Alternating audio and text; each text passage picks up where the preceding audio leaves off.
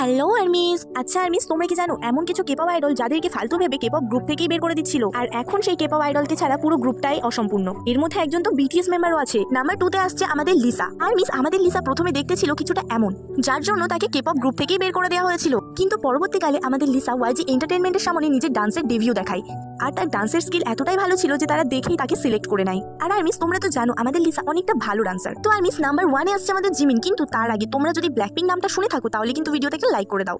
তো আরমিস, আমাদের Jimin reject হয়েছিল তার শর্ট হাইটের জন্য, কিন্তু আমাদের লিডার জি আরএম এবং আমাদের ভি অনেক সাপোর্ট করেছিল জিমিনকে। তারা জিমিনকে প্রচুর পরিমাণে হেল্প করেছিল আর বলেছিল জিমিন অনেক ভালো ডান্সার, তাকে যেন গ্রুপ থেকে না বের করা হয়। তো আরমিস, আজ আমি ভিডিও শেষে যাদের নাম নেব তারা হলো Aralisa, Sumaiya, Firoza, Barnita, Sabnur, Raima, Niharika. Love you my all cute ARMYs. ARMYs, তোমরা আমাকে কমেন্ট কেন করছো না? তোমরা আমাকে কমেন্ট করো, আমি তো তোমাদের সবার কমেন্ট পড়ি। আরমিস, 50K হতে কিন্তু আর বেশি বাকি নেই, তোমরা তাড়াতাড়ি 50K কমপ্লিট করে দাও। আরমিস, তোমরা আমাকে কমেন্টে বলো তো আমি তোমাদের জন্য ঠিক কেমন টাইপসের ভিডিও আনবো বিটিএস সম্পর্কে। তোমরা যেমন ভিডিও চাইবে আমি তেমন ভিডিওই আনবো। আচ্ছা আরমিস, তুমিও যদি চাও আমার ভিডিওতে তোমার নাম নিই তাহলে আমার চ্যানেলটা সাবস্ক্রাইব করে কমেন্টে তোমার নামটা লিখে যাও। নেক্সট ভিডিওতে তোমার নাম নেবো, প্রমিস।